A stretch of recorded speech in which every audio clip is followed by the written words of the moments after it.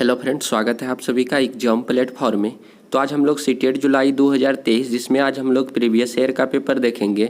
तो ये पेपर आपका जो है 23 जनवरी 2023 यानी कि फर्स्ट शिफ्ट का है। तो इसमें आज हम लोग हिंदी के टोटल 30 क्वेश्चन को कवर करेंगे। तो आप सभी को पता ही है कि हिंदी में 2 भाग यानी कि होते हैं, जो कि पहला भाग आपका जो है गद्यांश से रिलेटेड यानी कि 15 क्वेश्चन पूछा जाता है और 15 क्वेश्चन आपका जो है CDP बेस्ड यानी कि बाल विकास से रिलेटेड रहता है। पहले आप लोग चैनल पे नए हैं तो सबसे पहले आप लोग एग्जाम प्लेटफॉर्म को जरूर सब्सक्राइब कर लें। साथ ही साथ बेल आइकन का बटन आप लोगों को दिख रहा होगा, उसे ज़रूर प्रेस करें। तो आप लोगों के पास अब समय बहुत ही कम है, तो आप लोग जितना ज़्यादा से ज़्यादा हो सके एक दिन में 2 या 4 वीडियो आप लोग देख करके सारे वीडियो को आप लोग कंप्लीट कर लेंगे तो एग्ज़ाम में आपका जो है अच्छा स्कोर आने की पूरी तरह से संभावना बनेगी। क्योंकि ये सारे वीडियो जो है जितना यानी कि आप लोग का जो है प्लेलिस्ट बना हुआ है वहाँ पे तो सारा का जो है जैसे CDP EVS Hindi Sanskrit maths का जो है तो आप लोग वहाँ से देख सकते हैं। सभी जो है प्रीवियस ईयर के क्वेश्चन है। इसी प्रकार इस बार भी क्वेश्चन आपका जो है पूछा जाएगा। तो चलिए हम लोग सबसे पहले गद्यांश को पढ़ते हैं और इससे रिलेटेड जो भी क्वेश्चन आएंगे उसे हम लोग सॉल्व करेंगे। तो देखिए यहाँ पे गद्यांश है, तमिलनाडु भारत के दक्षिणी छोर पर बसा राज्य है जिसे प्रकृति ने मैदानी, समुद्री तथा पर्वतीय विभिन्नताएं प्रदान कर अपने हाथों से संवारा है। यहाँ के मूल निवासी द्रविड़ है और तमिल भाषा बोलते हैं। इस राज्य को वास्तुशिल्प, मूर्ति तथा भवन निर्माण कला की दृष्टि से समृद्ध बनाने में चोल और चेरा वंशों के राजाओं का अत्यंत महत्वपूर्ण स्थान है। तमिलनाडु को मंदिरों का राज्य भी कहा जाता है। यहाँ अनेक प्राचीन मंदिर है जो स्थापत्य कला के अद्वितीय नमूने हैं। तो इस तरह से तमिलनाडु की कुछ यहाँ पे विशेषता बताया गया है कि तमिलनाडु भारत के किस तरफ है और यह कैसा मतलब कि राज्य है और यहाँ पे मंदिरों का किस तरह महत्व है और किनके द्वारा बनाया गया है। तो इसी प्रकार जो है आपका जो है यहाँ पे तमिलनाडु के बारे में बखान किया गया है। तो चलिए इससे रिलेटेड आपका फर्स्ट क्वेश्चन है, निम्नलिखित में से कौन सा राज्य भारत के दक्षिणी छोर में स्थित है। तो इनमें से अभी हम लोग तुरंत गद्यांश में पढ़े हैं कि तमिलनाडु जो है आपका भारत के दक्षिणी छोर पे है। तो इस तरह से आपका राइट आंसर हो जाएगा तमिलनाडु, ऑप्शन नंबर 2। उसके बाद है स्थापत्य कला का क्या अर्थ होता है। तो स्थापत्य कला का क्या अर्थ होता है आपको बताना, जैसे भवन निर्माण की कला है, मूर्ति बनाने की कला है, भित्ति चित्र बनाने की कला है, मंदिर निर्माण की कला है। तो इसका राइट आंसर हो जाएगा कि भवन निर्माण की कला। स्थापत्य कला का अर्थ होता है भवन निर्माण की कला, जो कि आपका तमिलनाडु में इसका जीता उदाहरण आप लोगों को दिख रहा है। उसके बाद अगला क्वेश्चन है आपका, चोल तथा चेरा राजाओं ने तमिलनाडु को समृद्ध बनाया है। तो आपको बताना है कि चोल तथा चेरा जो राजाओं थे उन्होंने तमिलनाडु को किस प्रकार समृद्ध बनाया है। चित्रकला में, मंदिर निर्माण कला में, गीत संगीत में, वास्तुशिल्प, मूर्ति एवं भवन निर्माण कला में। तो आपका राइट आंसर ऑप्शन नंबर 4 हो जाएगा।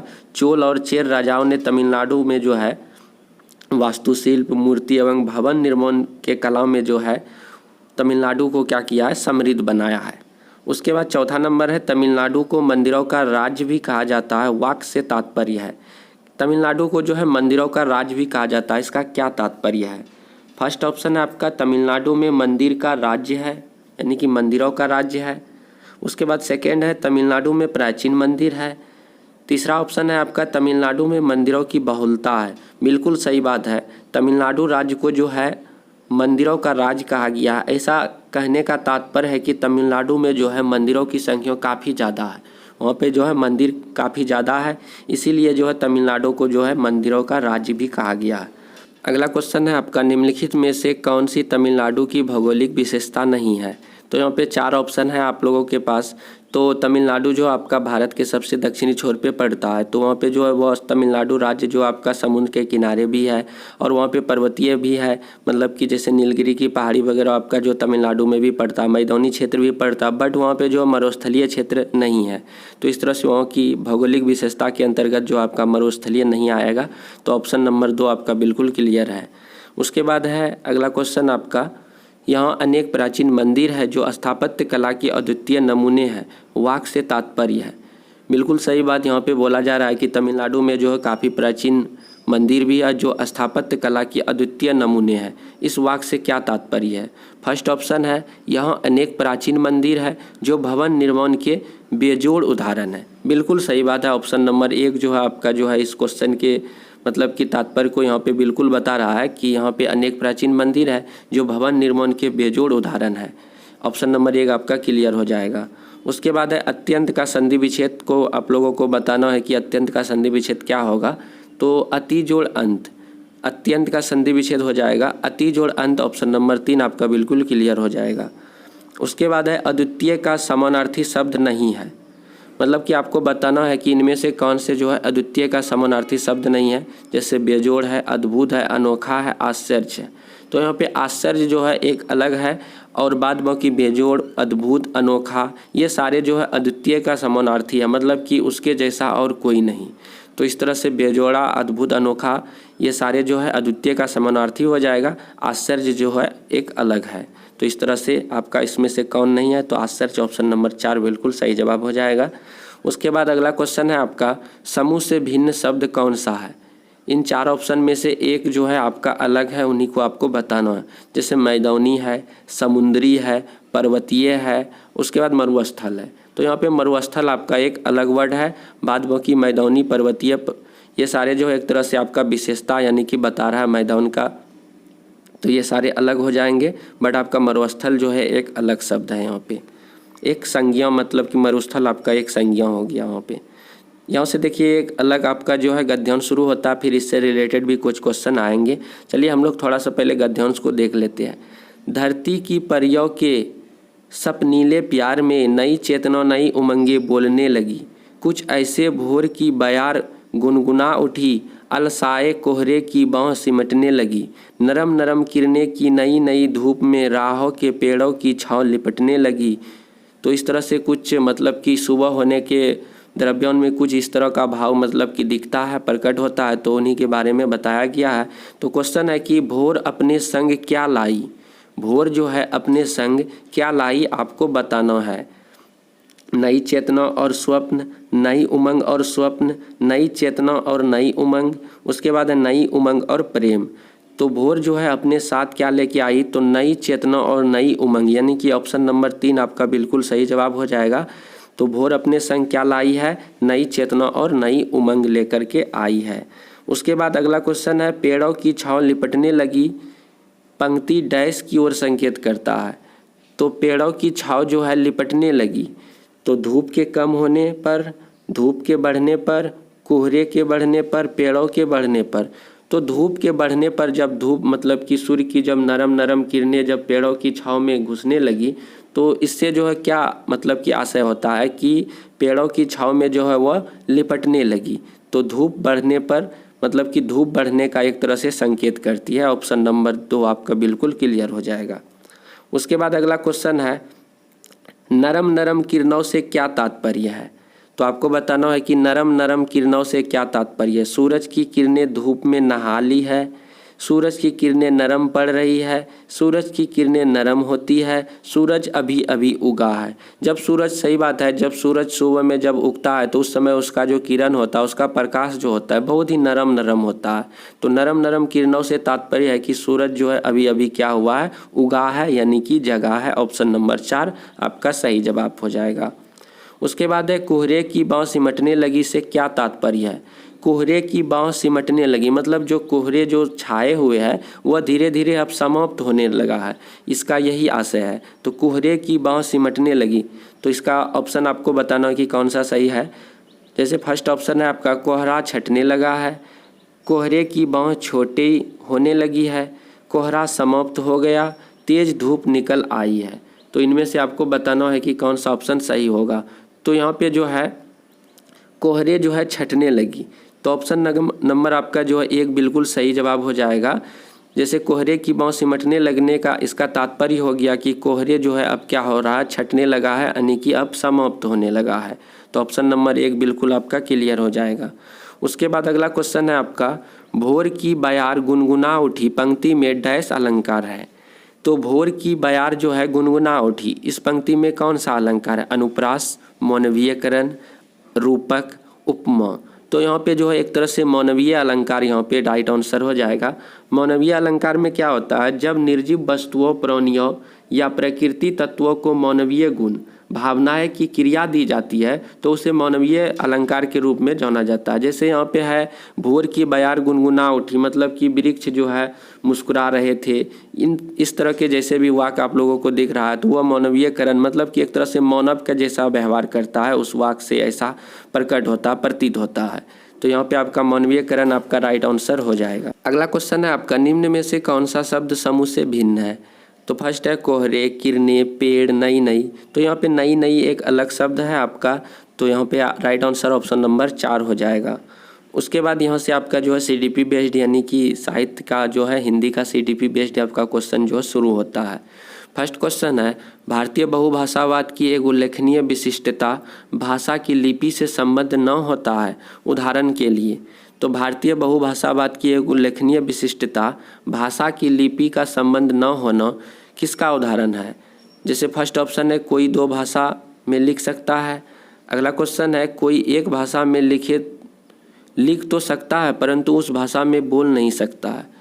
उसके बाद तीसरा है कोई देवनागरी लिपि का प्रयोग करते हुए उर्दू भाषा लिख सकता है। ये आपका ऑप्शन जो है बिल्कुल सही जवाब हो जाएगा कि भारतीय बहुभाषावाद की एक उल्लेखनीय विशिष्टता भाषा का लिपि से संबंध न होना किसका उदाहरण है। तो कोई देवनागरी लिपि का प्रयोग करते हुए उर्दू भाषा लिख सकता है। आपका राइट आंसर ऑप्शन नंबर 3 हो जाएगा।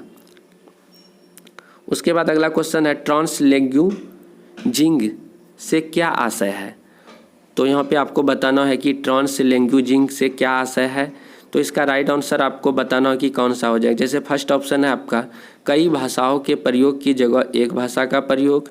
उसके बाद है भाषा को एक प्रक्रिया के रूप में देखना, न कि एक उत्पाद के रूप में। बिल्कुल सही बात है। ट्रांसलैंग्वेजिंग का आशय होता है कि भाषा को एक प्रक्रिया के रूप में देखना, न कि एक उत्पाद के रूप में। तो आपका right answer option number 2 clear है। उसके बाद है भाषा शिक्षा में रचनात्मक से क्या अभिप्राय है। तो आपको बताना है कि भाषा में जो है रचनात्मक से क्या अभिप्राय है। इन चारों ऑप्शन में से आपको बताना है सही ऑप्शन। तो देखिए पहला आपका कक्षा में किए जा सकने वाले खुले अंत वाले नए नए प्रश्न जिनकी तरह तरह की व्याख्या और उत्तर हो। बिल्कुल सही बात है। इस तरह की यदि कक्ष में प्रक्रिया यानी कि अधिगम यदि चल रहा है तो निश्चित रूप से वह जो है कक्ष जो है एक तरह से रचनात्मक कक्ष का उदाहरण पेश कर रहा है। तो कक्षा में किए जा सकने वाले खुले अंत वाले प्रश्न, मतलब खुले अंत वाले प्रश्न हो गया कि किसी भी प्रश्न का एक से अधिक हल मतलब कि हो सकता है।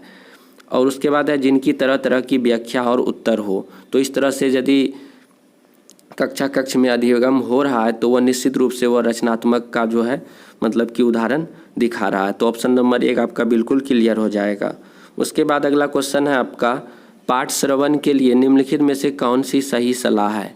तो पाठ श्रवण के लिए निम्नलिखित में से कौन सी सही सलाह है आपको बताना हो। जैसे फर्स्ट ऑप्शन है श्रव्य रिकॉर्डिंग शुरू करने से पहले श्रवण कार्य से संबंधित विस्तृत लेख पढ़ने के लिए देना। बिल्कुल सही बात है। जब भी किसी भी मतलब कि कक्ष में जब श्रवण पाठ यदि शुरू हो रहा है तो उससे पहले जो है बच्चों को श्रव्य रिकॉर्डिंग शुरू करने से पहले श्रवण कार्य से संबंधित विस्तृत लेख पढ़ने के लिए देना चाहिए। तो ऑप्शन नंबर 1 आपका बिल्कुल सही जवाब हो जाएगा। उसके बाद अगला क्वेश्चन है आपका निम्नलिखित में से कौन सा व्याकरण पढ़ने का चरण नहीं है। तो व्याकरण पढ़ने का चरण नहीं है तो आपको बताना है। फर्स्ट ऑप्शन है विद्यार्थी की भाषा में अध्यापक द्वारा संशोधन करना, किसी विशिष्ट व्याकरणिक बिंदु का प्रयोग करने वाली संप्रेषण गतिविधि। उसके बाद है अध्यापक द्वारा अर्थ और नियम की जांच करना। उसके बाद है पढ़ाए गए वाक्यों का अभ्यास या ड्रिल करना। तो आप लोगों को पहले भी बताया गया था कि जब भी सीटेट के किसी भी ऑप्शन में मतलब क्वेश्चन में ड्रिल और अभ्यास जैसी बात आती है तो वह भी आपका जो है ज़्यादातर गलत ही होता है, यानी कि नेगेटिव तौर पे वो काम करता है। तो पढ़ाए गए वाक्यों का अभ्यास या ड्रिल करना ये जो है व्याकरण पढ़ने का चरण नहीं है। तो ऑप्शन नंबर 4 आपका बिल्कुल सही जवाब हो जाएगा। उसके बाद है निम्न में से कौन सी भाषा का अवधारणा नहीं है। तो निम्न में से कौन सी जो है भाषा शिक्षा का अवधारणा नहीं है आपको बताना है।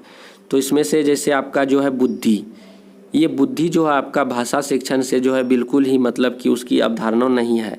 तो इसके बाद ट्रांसलैंग्वेजिंग है, उसके बाद पठन वैकल्य है, भाषा संबंधी विशिष्ट विकार है। ये सारे जो है शिक्षा मतलब कि भाषा शिक्षा की अवधारणा को प्रकट करता है, बट आपका बुद्धि एक अलग है, तो बुद्धि आपका राइट आंसर हो जाएगा।